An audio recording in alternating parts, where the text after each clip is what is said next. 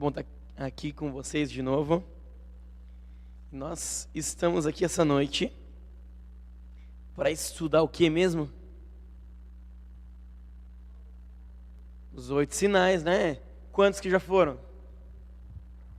4, exatamente. Vamos relembrar? O primeiro sinal, qual que foi? Isso, lá das bodas de Caná, né? O segundo sinal, qual que foi?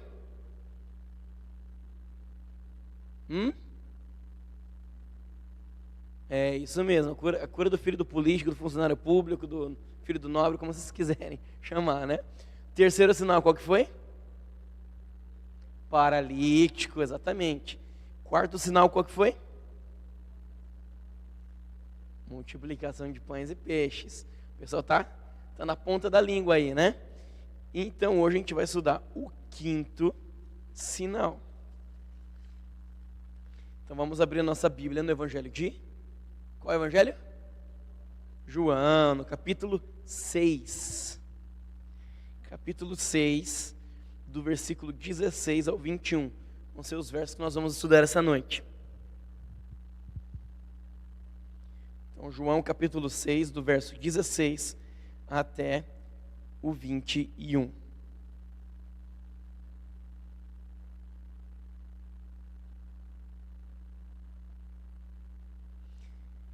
Não sei se você está acompanhando as eleições dos Estados Unidos. Nós temos 2 partidos, né? Os republicanos e os democratas, né? Então parece que do lado dos democratas a Hillary está ganhando e ela vai disputar pelos democratas. Talvez não seja ela, mas pelo menos é que está melhor no momento, né? E do outro lado a gente tem os republicanos, que são os mais conservadores.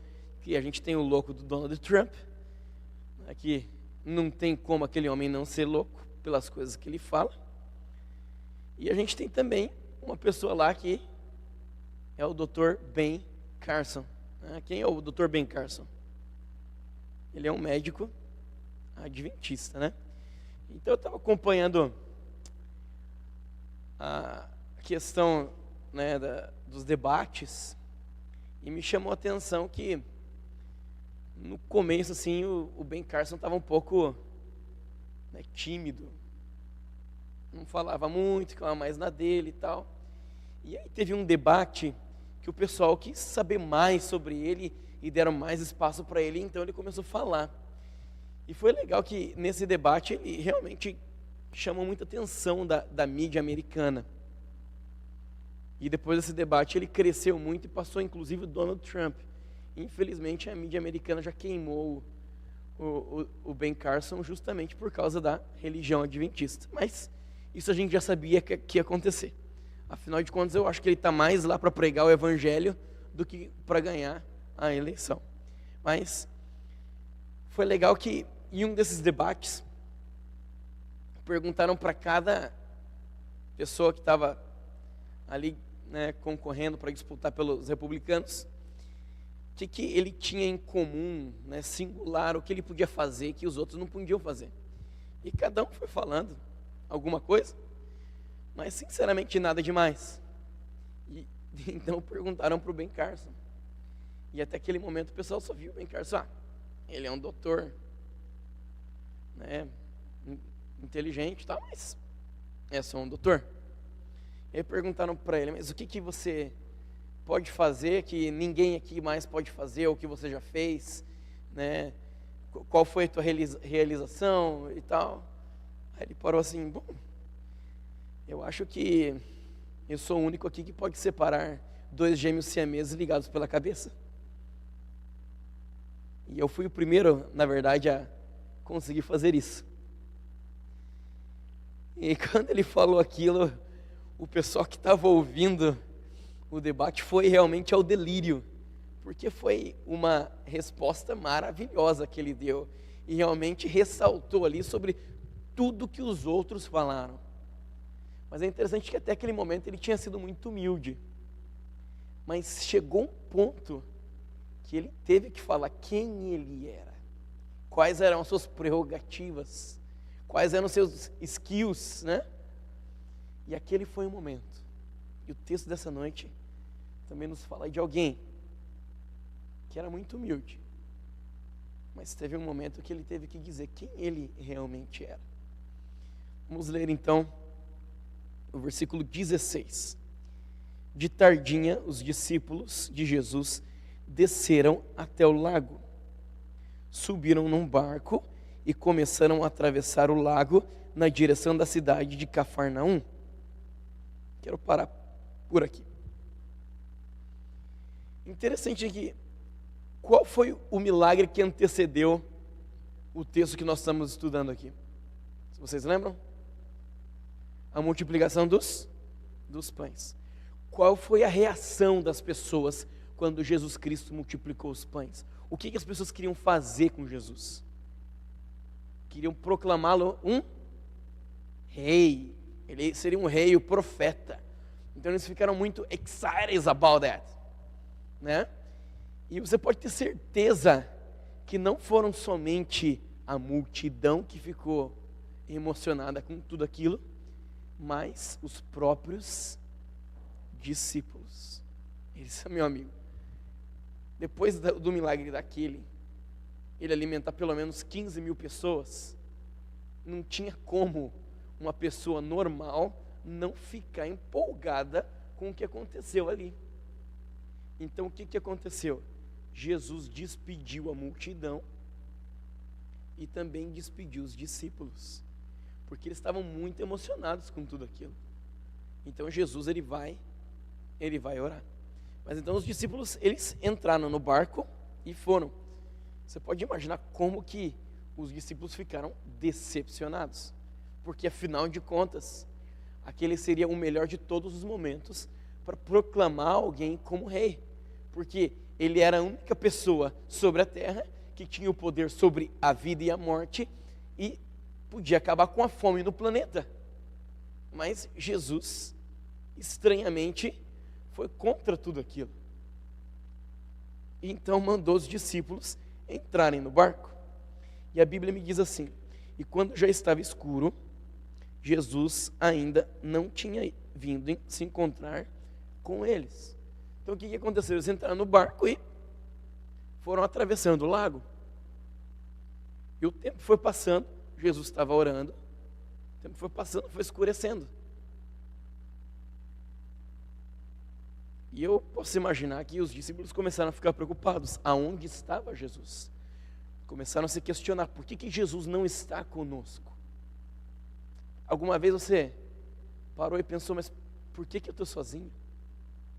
Por que Jesus não está comigo? Já aconteceu isso com você? Creio que já aconteceu com todo mundo, né? Então eles começaram a se questionar, eles estavam sozinhos, estavam no meio da noite, mas de qualquer forma eles eram, né, pescadores experientes, estava tudo bem. Mas mesmo à distância, Jesus podia ver aquele barquinho lá longe e mantinha um olhar neles. E de repente, um vento forte começou a soprar e a levantar as ondas. Para a gente entender esse texto, a gente tem que comparar esse texto com os evangelhos sinóticos. E essa passagem aqui é justamente aquela passagem que Pedro anda sobre as águas. E a gente sabe que quando aconteceu isso, eles estavam sofrendo uma grande tempestade.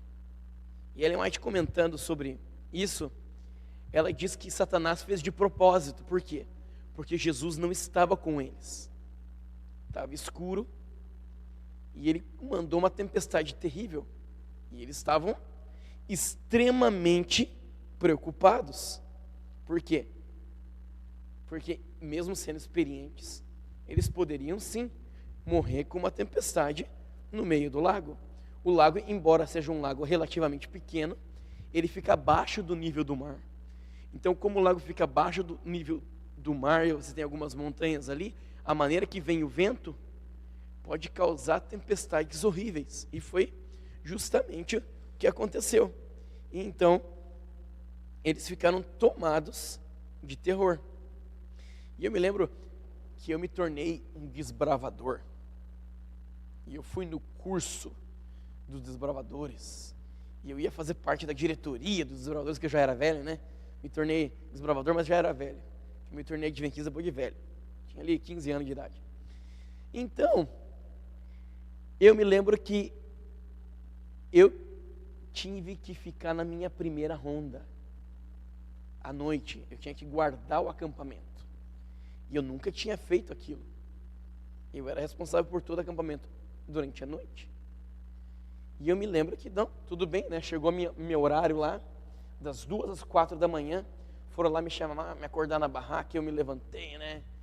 Todo ali posudo, não, pode deixar, eu vou cuidar de tudo aqui, tá tudo certo.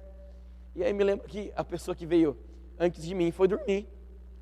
E eu estava ali e de repente eu comecei a ouvir barulhos, e barulhos estranhos. E meu amigo, eu fiquei com um medo terrível, porque eu nunca tinha ficado no meio do mato, sozinho. Mas eu também não queria passar vergonha de ir lá chamar o resto do pessoal, que eles iam rir de mim, né? Pô, você está com medo de escuro?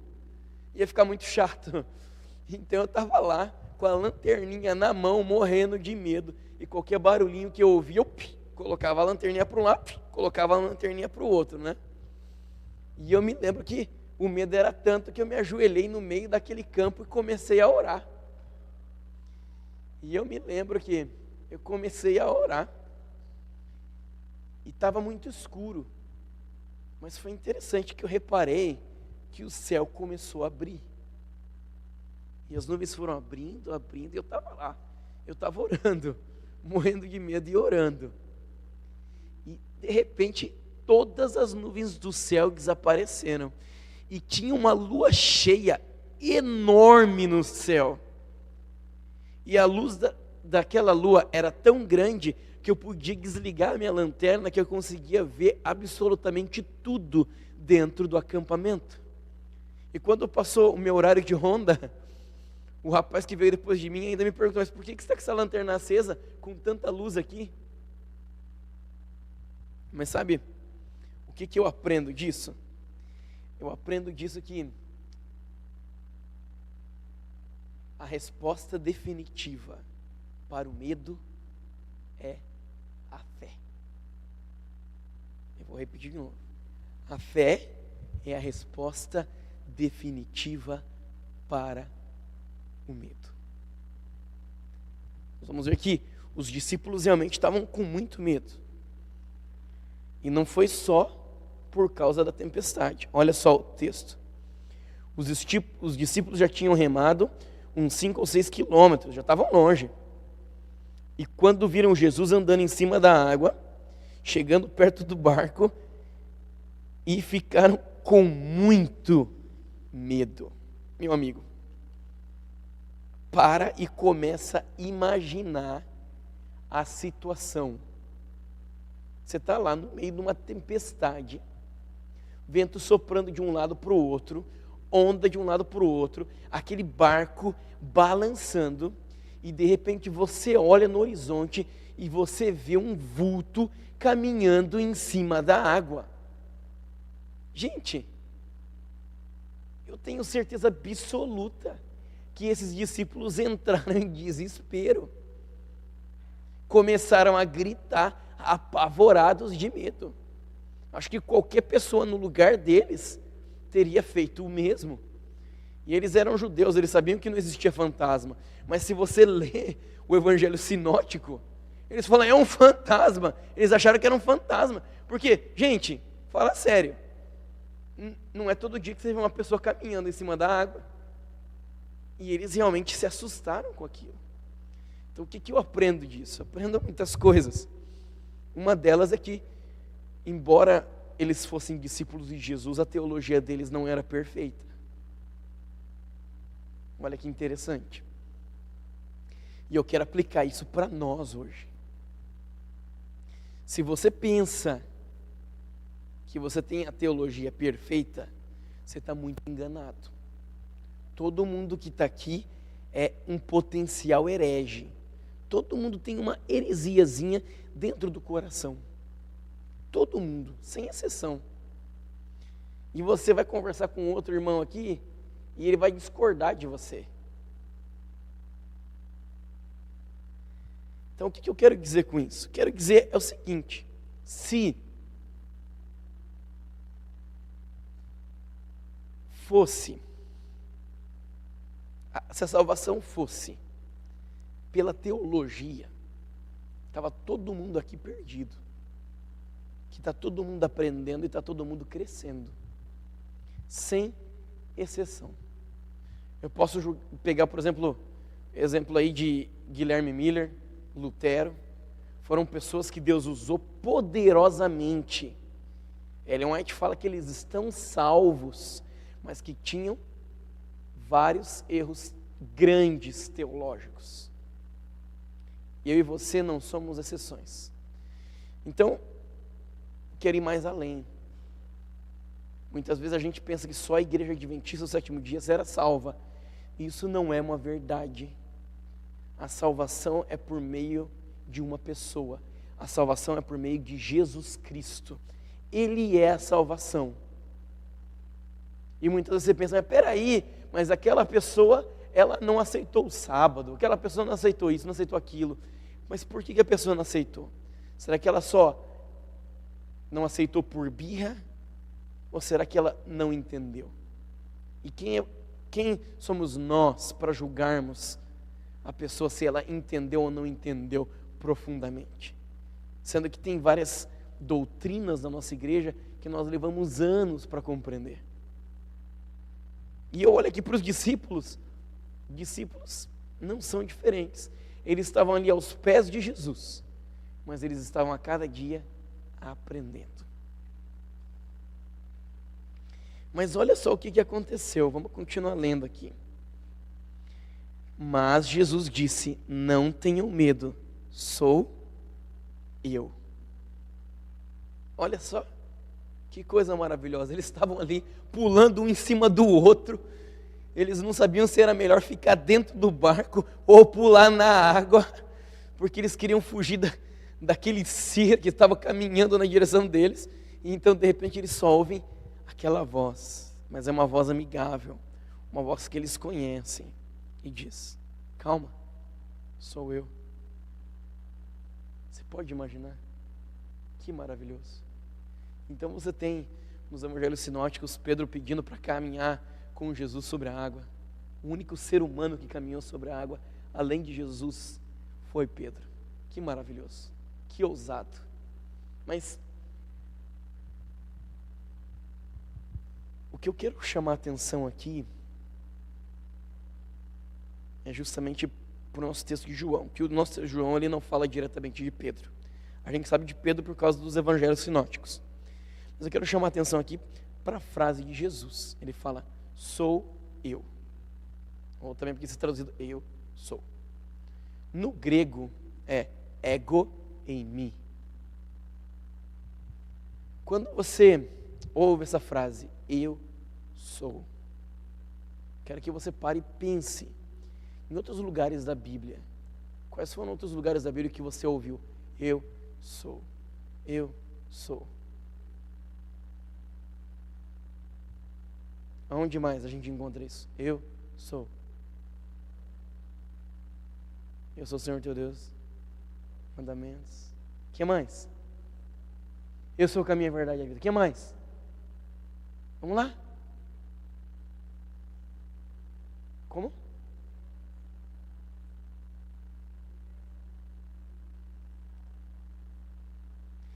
Era esse texto que eu queria. Moisés se encontra com uma sarça ardente. A sarça parece que começa a conversar com Moisés. E então Moisés entende que quem está falando com ele é Deus. E Moisés pergunta o que para Deus? Você lembra? Qual é a pergunta de Moisés para Deus? Qual é o seu? E qual foi a resposta que Deus deu para Moisés? Qual foi? Eu sou. Como foi? Eu sou o Deus Jeová, porque ali você tem o tetragrama sagrado, o nome mais sagrado para Deus na Bíblia, fala: eu sou. E agora, Jesus Cristo, Ele está caminhando sobre as águas, e a única pessoa que tem o poder de caminhar sobre as águas é Deus, e você pode confirmar isso no Salmo 86, versículo 8. Somente Deus pode caminhar sobre as águas. Ele vem caminhando sobre as águas e ele diz: eu sou. Sabe o que Jesus está querendo dizer assim para você, para os discípulos, para nós hoje?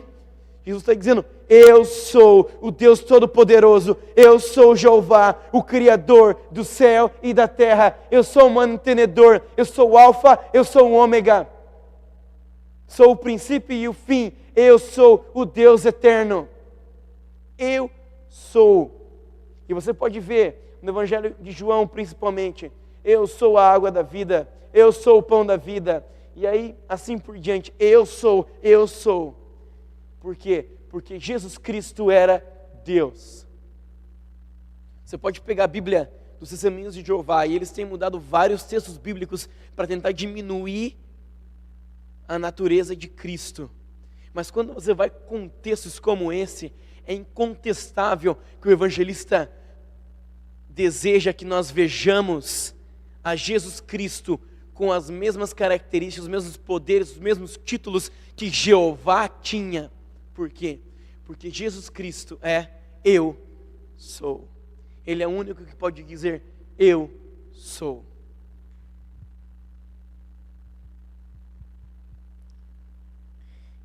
E então, eles o receberam com prazer no barco e logo chegaram aonde estavam indo.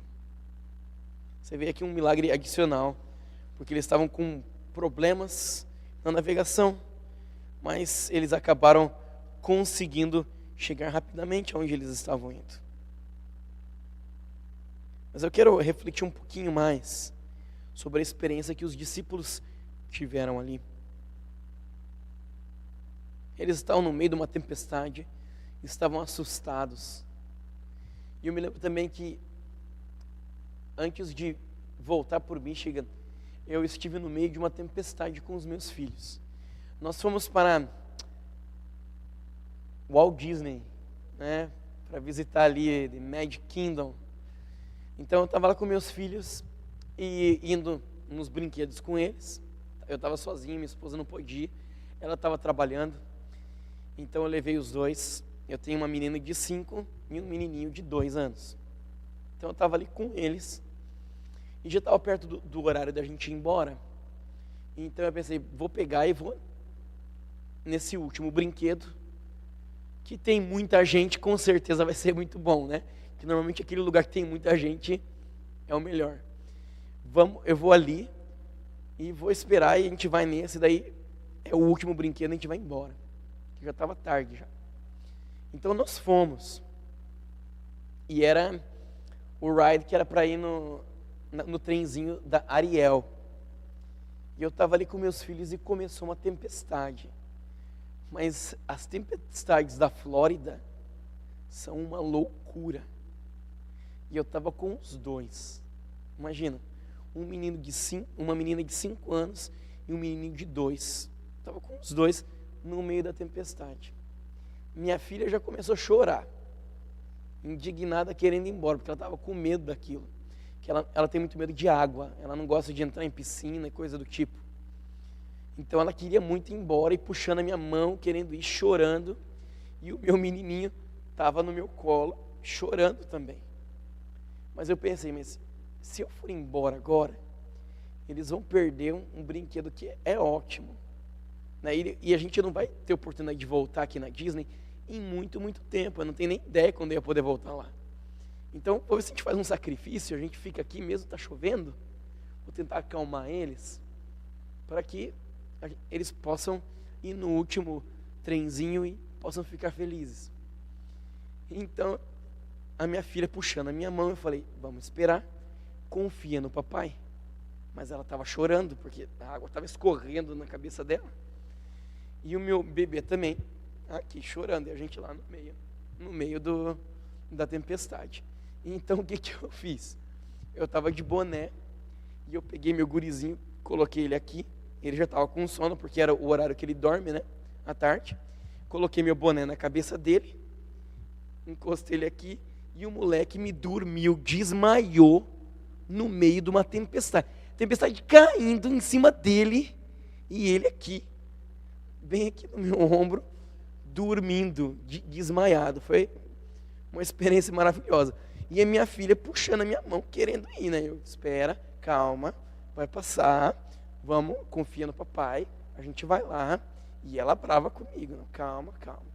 E a gente ficou naquela fila, porque era uma fila muito grande, a gente ficou pelo menos 1 hora naquela fila, no meio de chuva.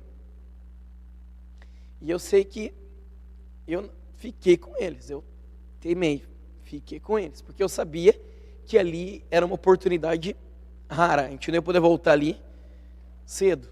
Então eu sei que passou o tempo e a gente conseguiu entrar no lugar coberto, então chegou na hora de ir no trenzinho, e a gente entrou no trenzinho. E nós fomos no trenzinho, e essas crianças ficaram maravilhadas. E aí no final, o que aconteceu? Eu perguntei para minha filha, você gostou? E perguntei para o meu menininho também, gostou? Né? Aí minha filha, gostei. E meu bebê, gostou, que ele não fala direito ainda. E aí a minha menininha falou assim, papai, de todos os brinquedos que nós fomos, esse foi o que eu mais gostei. Aí eu olhei para ela e falei assim, tá vendo, meu amor? O papai, ele te ama. O papai sabe. Confia no papai, porque o papai quer coisas boas para você. E ela falou, eu vou confiar, papai. Sabe, eu acho que é igual o que aconteceu com os discípulos. Os discípulos estavam ali no meio da tempestade. Eles pensavam que eles tinham sido abandonados por Jesus. Mas Jesus nunca tirou o olho deles. Jesus estava com eles no meio da tempestade. E eu imagino que se daqui a alguns anos os meus filhos olhassem para mim e falassem assim, nossa, aquela experiência na tempestade que eu tive com você, papai, foi uma das experiências mais terríveis da minha vida, eu ia ficar muito triste, porque foi uma experiência maravilhosa poder estar ali com eles. Mas sabe, e eu tenho certeza que isso é a mesma coisa com o nosso Pai Celestial. Quando nós passamos por meio da tempestade, naquele momento você pensa, nossa, que coisa terrível estar aqui no meio da tempestade. Mas não se esqueça, o Pai Celestial está com você. Ele te ama. Ele sabe o que é melhor para você. Ele quer as melhores coisas para você. Porque Ele consegue ver além do que você. Então nós devemos aprender a confiar. Então, Jesus, Ele também compensou os discípulos. Porque os discípulos, eles tinham ficado muito tristes, decepcionados, porque Jesus, Ele não quis ser reconhecido como rei. Mas Jesus, caminhando sobre a água, mostrou para eles que Ele era muito mais do que um rei. Ele era o Deus Criador do universo. E esse Deus Criador do universo, Ele não somente sustenta o universo, mas Ele se preocupa com cada ser humano. Que você possa se lembrar disso, que no meio da tempestade, o Senhor está contigo. E por mais que você pense que é uma tempestade terrível, para Jesus é maravilhoso. Porque Ele está ali com você. Ele está ali te dando todo o suporte que você necessita. E aquela travessia, ela é necessária para que você possa alcançar algo que será muito melhor. E nesse momento eu gostaria que você pegasse o papelzinho que você recebeu. É o papelzinho de pedidos e agradecimentos. É uma semana de oração. Quero que você pense, fale com Deus. Qual é o seu pedido para Ele? O que você gostaria de pedir que Ele efetuasse na tua vida? Que milagre é esse? Não fala para mim, fala para Ele. Quero que você tome 2 minutos. Escreva. Conforme você for terminando, venha até aqui. e coloque na cestinha de pedidos, que nós vamos estar orando pelos pedidos. E depois que todos colocarem os seus pedidos aqui, eu vou pedir para o nosso ancião fazer uma oração para a gente. E orar pelos pedidos.